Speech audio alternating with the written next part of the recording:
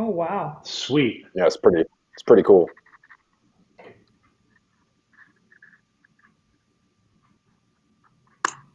What was All that? right, I'm good. The pharmacist? Say that again. Yeah, the pharmacist. It sounds like Kevin Riley's really into that Oxycontin. It's He said, "What was that? I didn't hear that." Oh, it There's sounded. There was a doctor that wrote like 180 prescriptions in 1 year. Jeez. Oh, my God. Kevin Dusold, you good?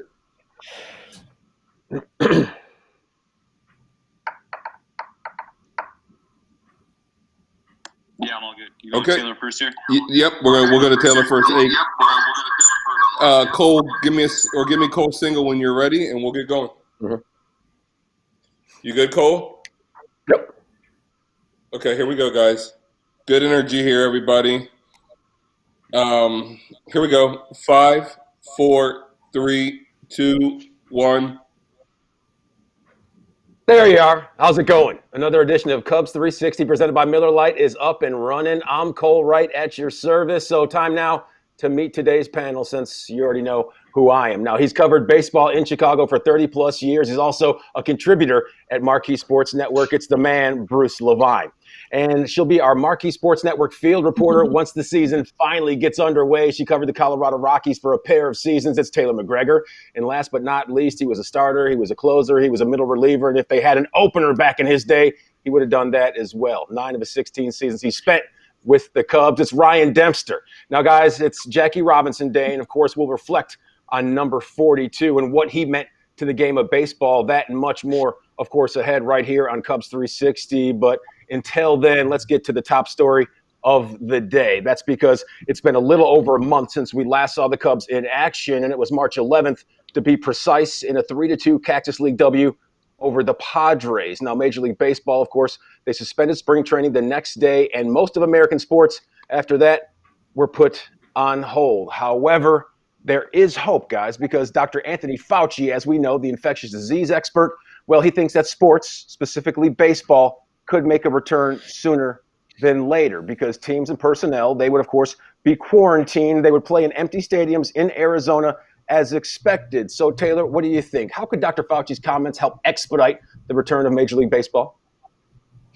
Well, I thought it was, of course, just another reiterance of what could be a reality of baseball this season, that there's going to be a centralized location of without fans, and there's going to be certain things that have to happen for players to play every single day. But one of the things that I did find interesting about Dr. Fauci's comments is that he mentioned the testing every single week to prevent players from exposing themselves and their families. And when they said families, I know that was a big concern. A lot of the players having to leave their families for an extended period of time. But under what he is saying, it seems like the controlled environment might be a little bit larger than we had originally anticipated.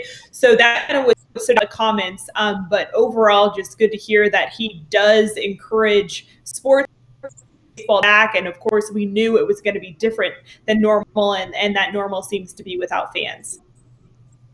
And that's one thing that I think, Taylor, we do need back is we need sports back. Baseball has always been this thing that we had during the toughest of times. I mean, when men went away to war, they started a baseball league that women played in to give people a place to go and to enjoy the game of baseball. After 9/11, baseball helped bring back, a country. It united a country. And now all of a sudden, we show that this virus out there is it holds no judgment against anybody. It's against everything, every sport, every person, and to hear that baseball could even come back gives hope to everybody. It gives us hope that we all soon will be back, and if that means we're playing in empty stadiums at first for the rest of the season, then so be it. And I know that teams in the league are looking at every option to make sure that we can do that. And the one thing that I do see, and I think that could really help, is the shorter amount of time it is. I think that you're more likely to see players say, okay, I'm a little bit more open to the idea of being away from my family a little bit if it's 3 months and not 6 months. And maybe that's a scenario that we end up looking at. But just to hear the thoughts of baseball being back puts a smile on anybody's face, I'm sure. Yeah, I feel the same way, but we have to go back to what Rob Manfred said yesterday, and that is until it's safe in their mind for 100 people to be together at the same time. And like Taylor said, if it's going to include families, there's more sense to it. You can't isolate these people for 4 months or a long period of time without their families. If that's the case, and Major League Baseball and the Players Association sign off on groups of 100 or more being together at the same time, that's the first step. So we're going to have to see that take place before we're ready to go ahead and talk about baseball starting again. But it is encouraging to hear Dr. Fauci talk about it because as Demp and Taylor both said, we need baseball. It's a part of our culture. It'll help everybody get back to normal at some point.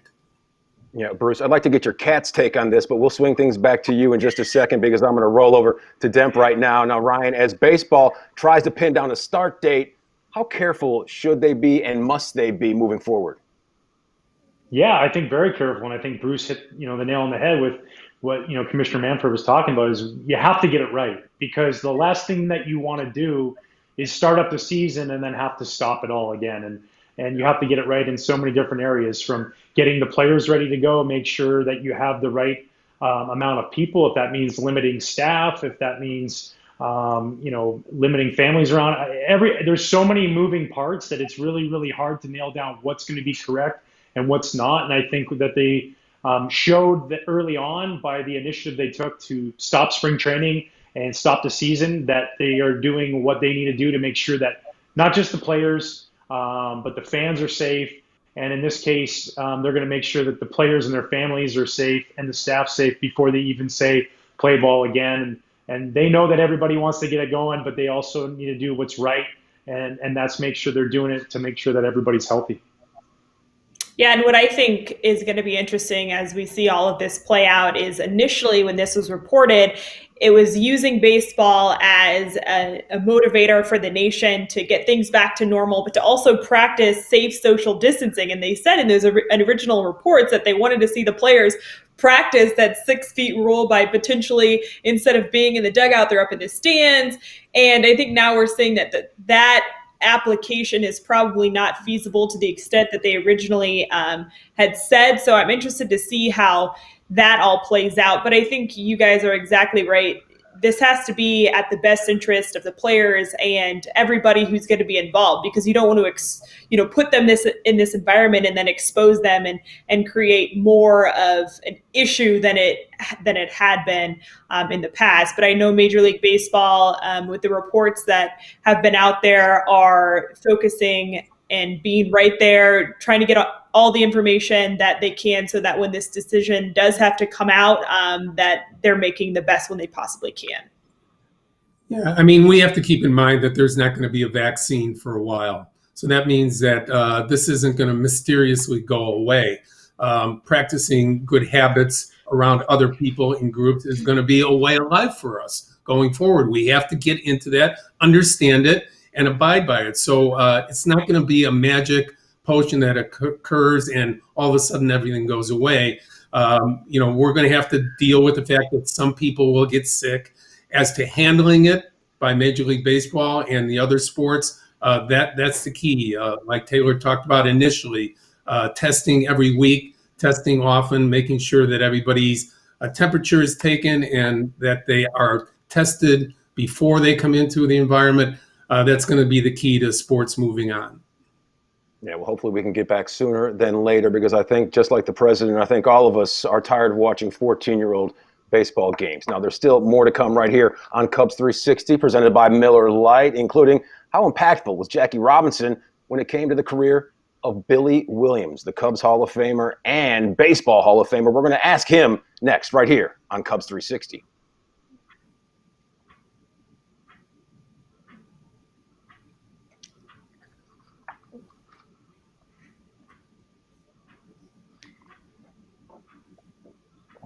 Good job, you guys. Sweet.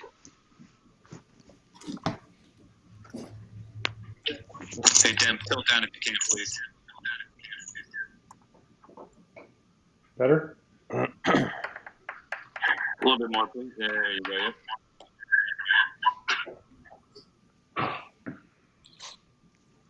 So Cole, what do you have for your script after the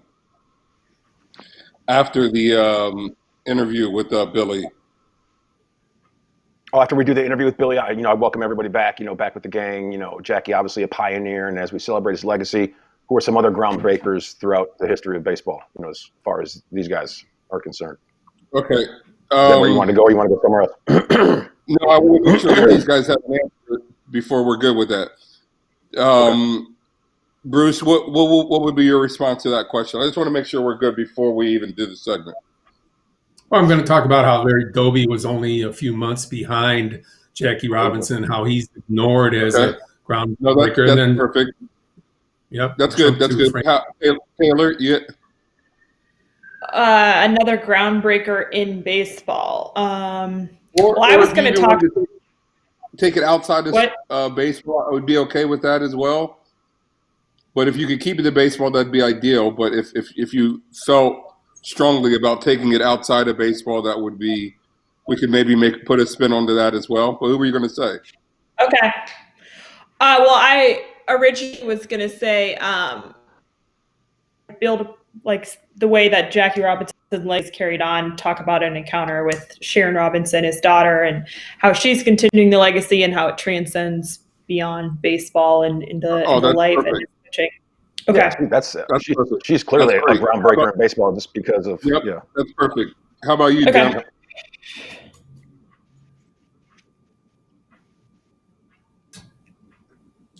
Yeah, we're having some issues with that.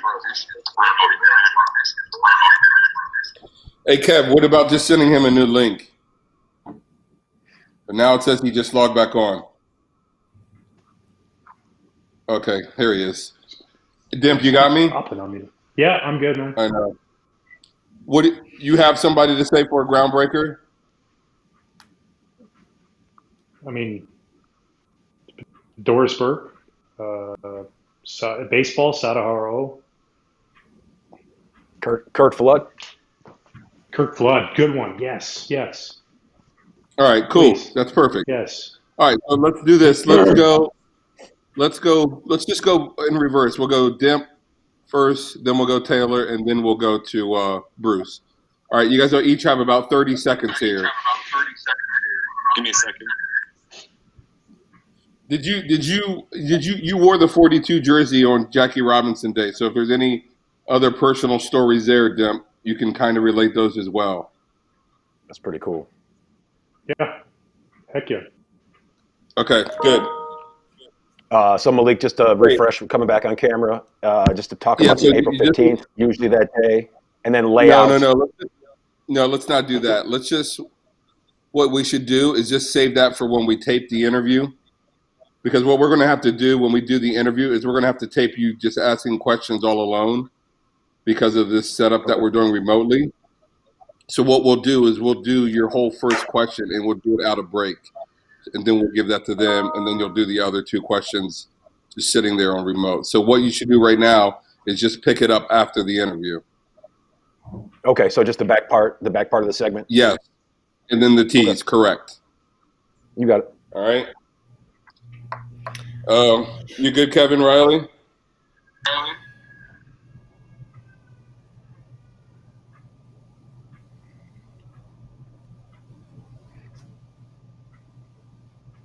Two, one. Wow, Billy Williams, as good as it gets. And back here now on Cubs 360 with the gang. That's Bruce, Taylor, and Demp. And guys, we heard what Billy had to say about Jackie Robinson, who was without a doubt a pioneer. And as we celebrate Jack Roosevelt Robinson's legacy today, who are some other groundbreakers you think that really just jump off the page? Demp, I'll start with you.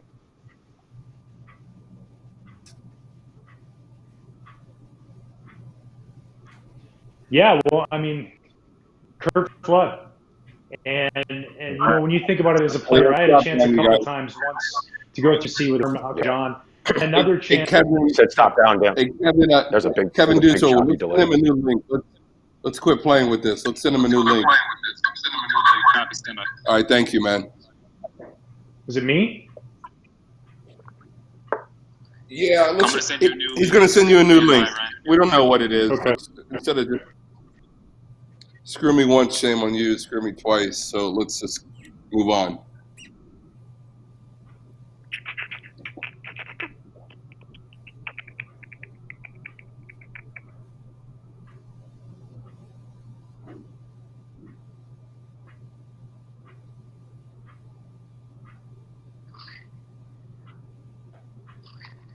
Is that a ceiling fan? What is that in the background? It's a metronome?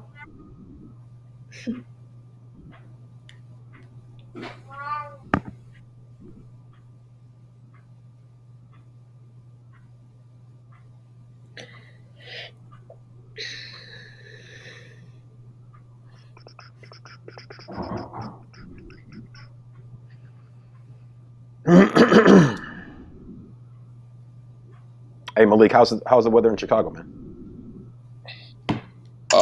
It's snowing. My bad. I really didn't know. I did not know.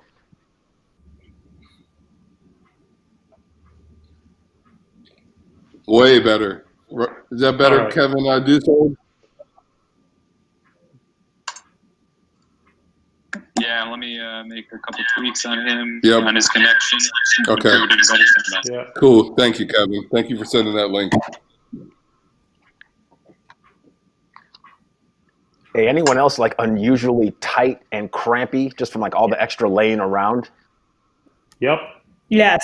Yeah. Starting to get couch sores. Right. I've got this giant knot in my back. Same. I was just thinking that. I've been. Gotta lay a different way on the couch. 5 Netflix. episodes of Ozarks last night. Wow, it's going again. Yeah, I can't hear a damn. He sounds like the conductor Riley, on the sixth string. Let me jump off of his Wi-Fi and go.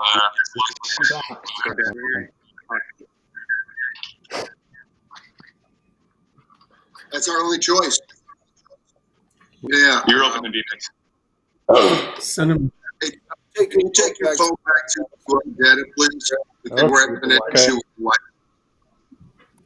Is that better?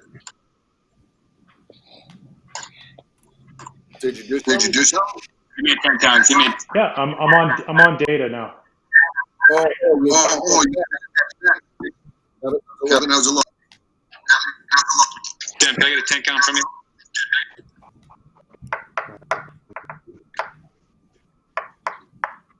Oh, he's not hearing you. 1, 2, 3, About 4, 4 5, seconds 9, of audio latency.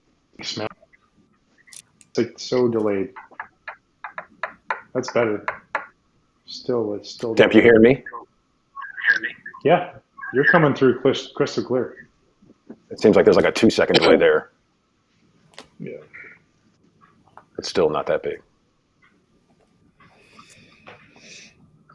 Hey, Kevin, have you reduced the feet to death? He's on the lowest. And he's on peer-to-peer connection. On Teams, Kevin. I didn't hear what you said. He is on the lowest. He's on.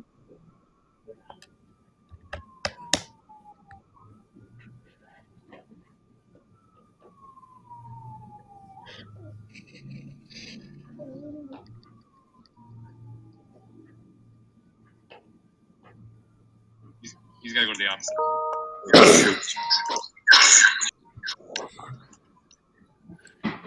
Kevin, did you just kick me out of VMix? I did not know. You're here. On Teams? I'm talking to you on Teams or in VM. Yourself, are you there on Teams? Oh, wait, I got Teams. Yes, I'm on Teams. Yeah, did you just...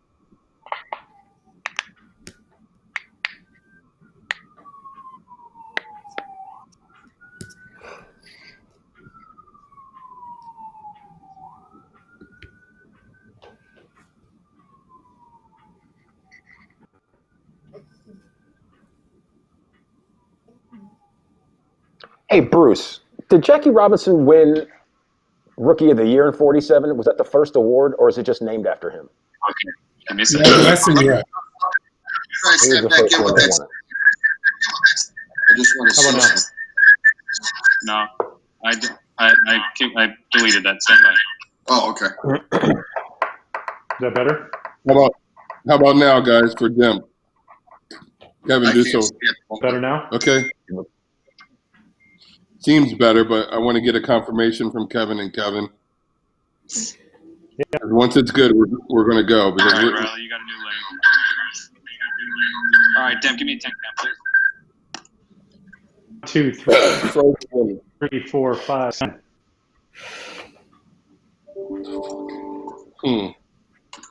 No.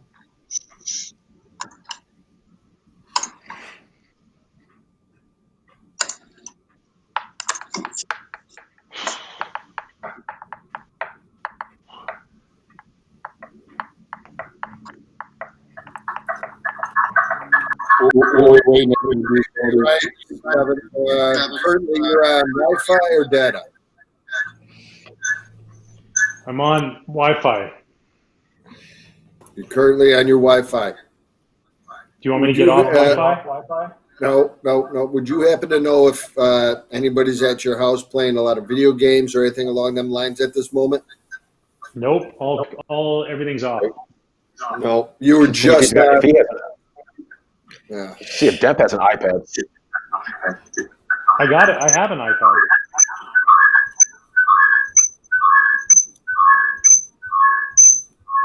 Riley, mute your team.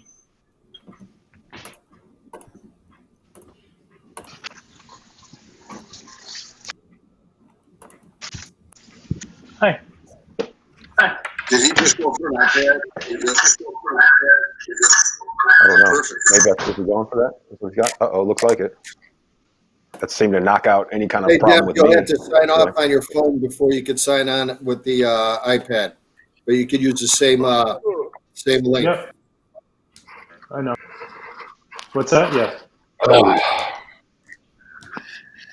Sorry about this, guys. How dare Not you, your Ryan? All good. No, you're fine. All good, guys.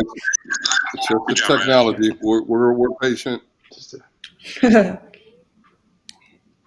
trying to log off here and it won't.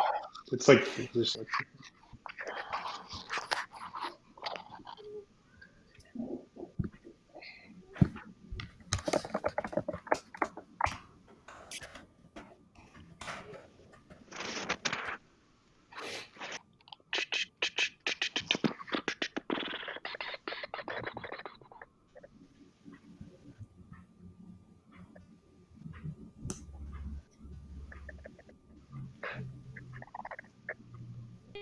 Up.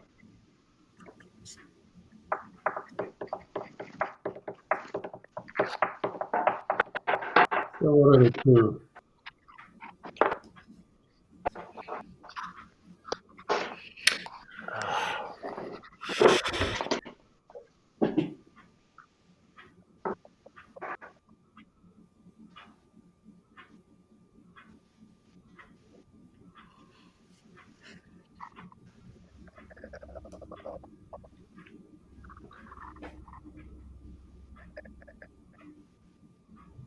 Bruce, did you see a full screen? I think it was from, maybe it was from NBC Sports, but it was Mike Trout's first 8 seasons versus Frank Thomas's first 8 seasons. Yeah, Frank is ahead. I mean, I don't think anyone ever said that Frank Thomas was one of the best hitters of all time. But I guess it's his outfield play with Trout and everything. Yeah, But it's the 5-tool. Complete. Yeah, the complete. mini hardware store.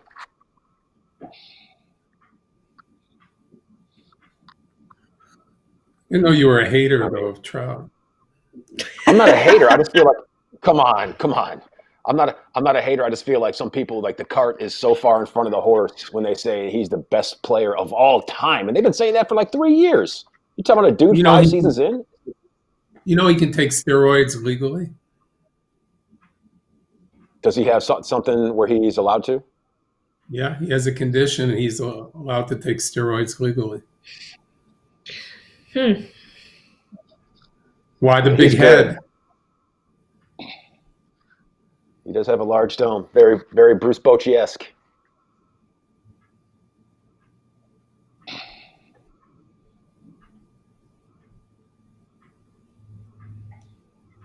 I'd like to see a side-by-side with Arenado's numbers. Nolan just doesn't have the speed like Trout Yeah, but has. he plays third base like, I mean, a man possessed. Yeah, he's unbelievable. He's an unreal. There's something to be said for that too. Something to be said. Yeah.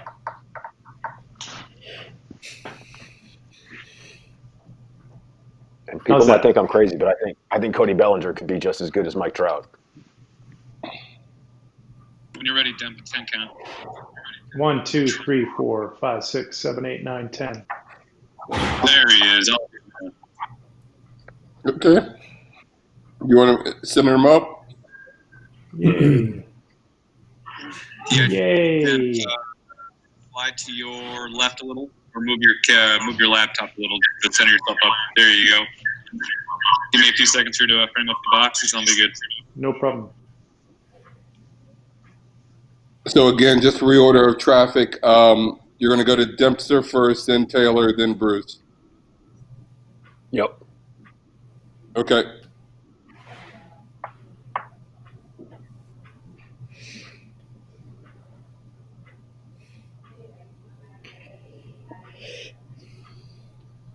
And as soon as you're ready, Kevin, Dusold, let's go, because I'm not trusting his I don't know, his internet today. It's weird because we tape with Ryan the most, and he's usually pretty fine, and his stuff is usually good. The sauna. It's the sauna, man. Yeah. It's all that steam.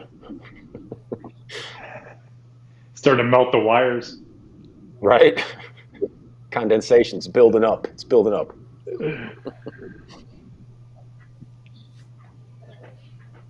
Whenever you're ready, Kevin Riley, just give me a single. Or Kevin Dusold, sorry.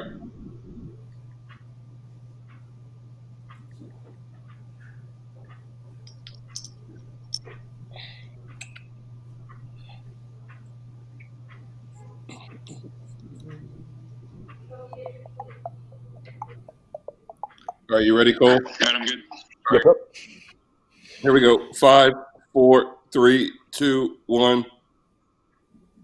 Always a pleasure catching up with Billy Williams. Now back here with Bruce Taylor and Demp. And guys, as we know and as we heard Billy say, Jackie, clearly a pioneer in the game. And as we celebrate number 42's legacy, Demp, I'll start with you. Who are some other groundbreakers that really jump off the page when it comes to baseball and beyond?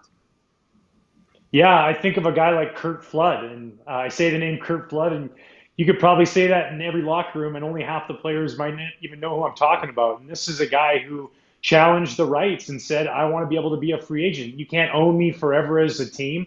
And he paved the way for these multi-million-dollar contracts that are out there, whether we like it or not. He was the guy that set the precedent and really said, here's your opportunity.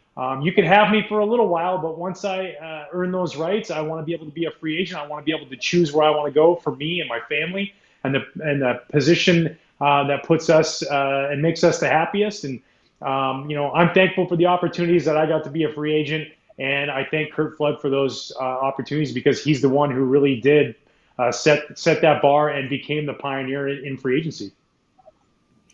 I think about Sharon Robinson, Jackie's daughter, who still to this day is helping break barriers all throughout our country. She's a part of Major League Baseball's initiative to break barriers. And there's something that they do with children all across the country each year, encouraging them to take the characteristics of Jackie, write an essay, and say how they're using those characteristics to break barriers in their own lives. I know I met Sharon a few years ago when a kid in the Denver metro area was awarded with that award. And it's just so cool to see how she's encouraging something that her father did in baseball, but using it to implement in people's lives far beyond just the game of baseball. Oh, I'll take it one step back, and we'll go back to right after Jackie. In the same year, Larry Doby becomes the second African-American player to ever play in Major League Baseball for the Cleveland Indians. And his road was not easy either. He had a fine career. He was an older player, just like Jackie was when he got to the major leagues. And then he became the second African-American manager in baseball history after Frank Robinson. A year later, Larry Doby becomes the manager of the Chicago White Sox. So he certainly has his place, as does Frank Robinson and many other groundbreakers. But I think of those guys this day as well. Yeah, April 15th, Jackie Robinson Day in 2020. And for every year moving forward, he broke in 1947. And if you think about it, that wasn't too long ago. Now, still more to come right here on Cubs 360, including our celebration of 80s Week here on Marquee Sports Network. And how about that 1989 NL East champion squad? Well, could they be the most underappreciated team in franchise history? An examination. It's forthcoming on Cubs 360, presented by Miller Lite.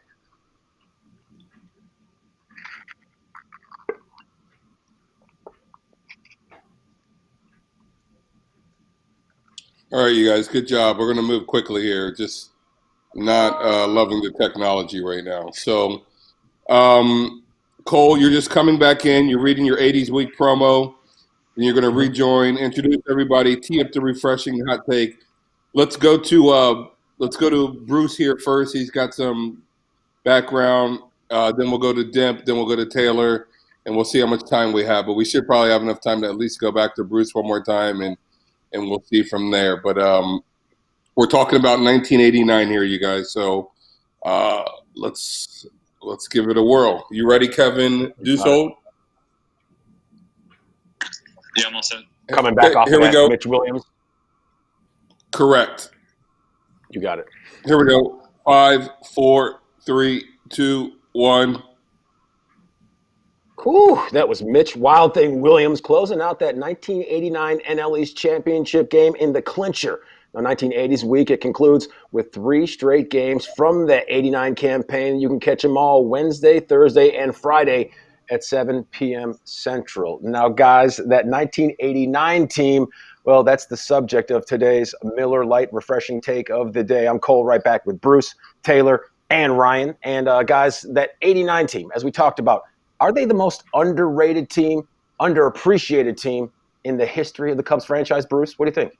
Well, they might be. I mean, they were the boys of Zimmer, and they captured everybody's imagination. Don Zimmer, the great character and manager of the Chicago Cubs. But, the trade that they made the year before, when they at the winter meetings, they traded Rafael Palmeiro for Williams. And Williams had a career year as a closer, and he set the tone with a lot of the fact that he it was the Wild Thing, the original Wild Thing. But they had great organization, young players, and Jerome Walton and Dwight Smith that finished 1-2. Unfortunately, the team just didn't repeat, and they didn't get back to the playoffs till 1998. Therefore, getting back to your original premise, it's an underappreciated team because there was no follow-up. Yeah, I think you look at teams in one-year bunches, what they did on the field and the talent that they had on the field. A young Greg Maddux, Sean Dunston is short. You have, guys like, Jody Davis. And, it's just impressive to see what they had. And like Bruce said, it's a little bit of a shame they didn't get a chance to get on a bit of a run and put together more consecutive years of winning baseball, because the loaded roster that they did have, the baseball players, and being led by Don Zimmer, one of the best baseball minds around, one of the most knowledgeable baseball men to ever be in the game. So definitely, they always talk about 84, and then it's the 98 team, or 03, and then to the 16 World Series teams. But to me, 1989, and especially being a 12-year-old kid, it was a team that I watched all the time and admired, and definitely just a fun team to watch, and a very talented team. Yeah, I think you look at the team now with what we know, what happened with the Hall of Fame, Greg Maddux, Andre Dawson, Ryan Sandberg, and looking at the talent on that team. I know during spring training when I interviewed Hawk, the boys in the booth had a conversation afterwards, just going over the amount of talent on that 89 team. And when you look at what they did, and then unfortunately what they were not able to do, it's kind of crazy considering now the guys who were on that team. And of course, you guys mentioned the Rookie of the Year, and just a bunch of talent on that team that never really came to the fruition that all the fans would have loved to have seen. Yeah, so much talent on that team. I watched it. Bruce watched it. Demp, you watched it. Taylor, you did not, which means that all three mentioned we're getting old. That's all that means. Now, there's still more to come right here on Cubs 360. And Ricky Henderson, we know he had that style, he had that flash, but Mike Trout, he has some pizzazz as well as some numbers that are starting to pile up. So if you had to take one, which player are you going with? Well, we'll answer some questions ahead on Cubs 360 presented by Miller Lite.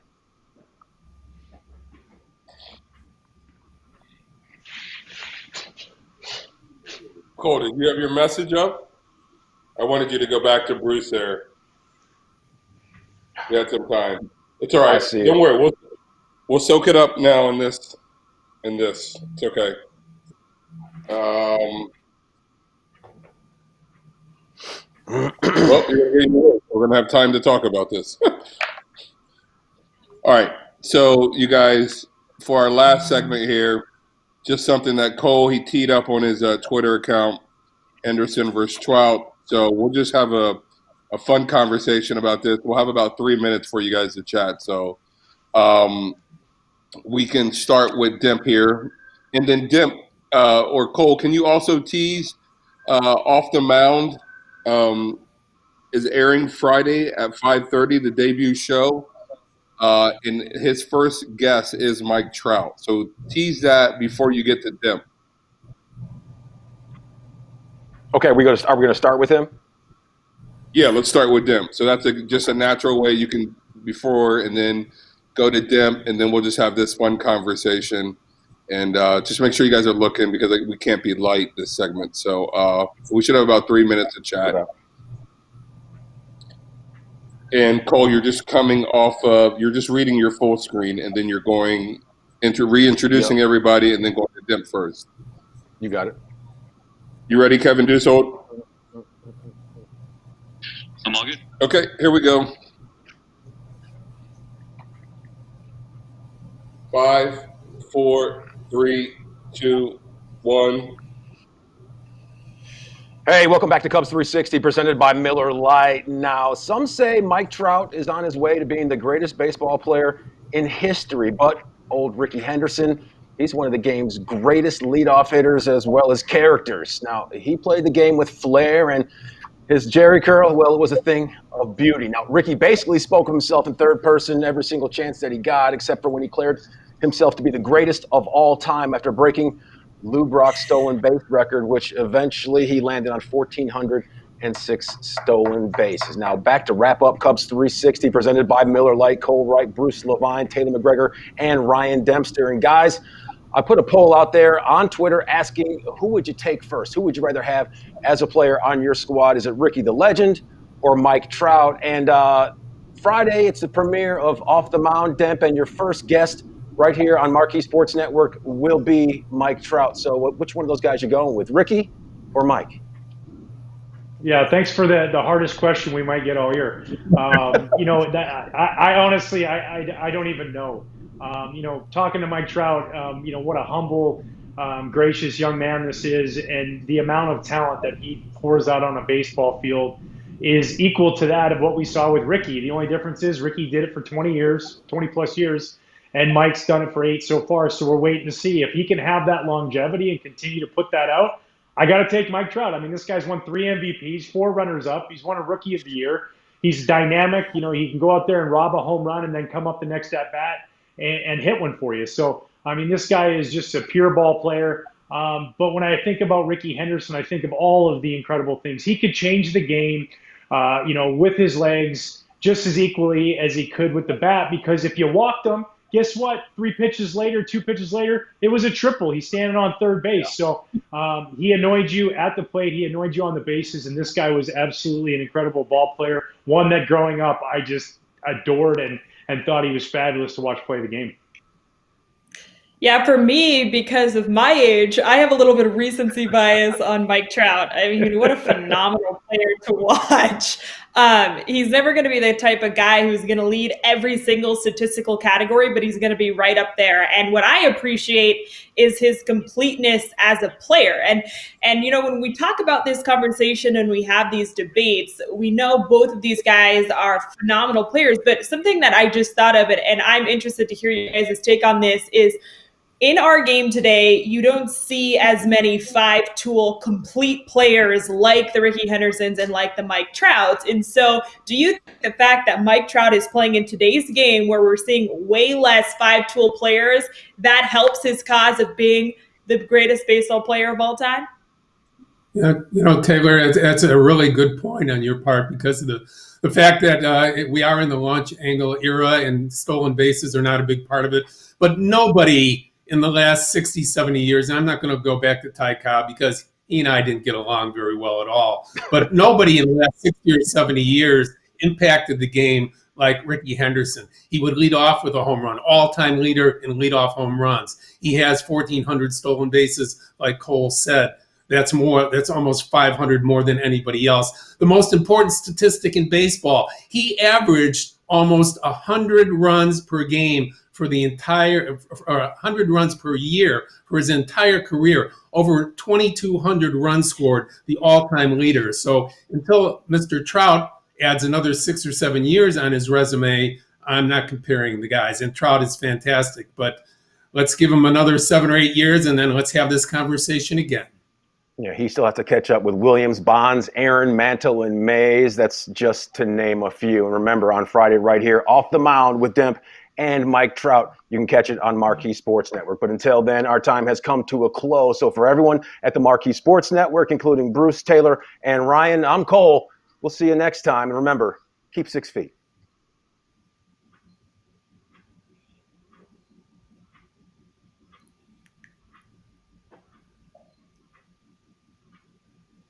All right, you guys are clear. Good job. Thank you for your patience. Much, much appreciated.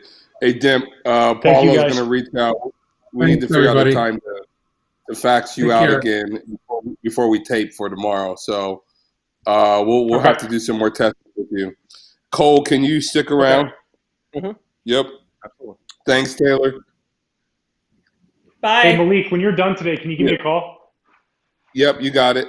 Okay. Good stuff, Taylor. Good okay. stuff, Bye, guys. Bye, Taylor. Bye, Bruce. See you, Cole. Good stuff, Demp. Later, gang.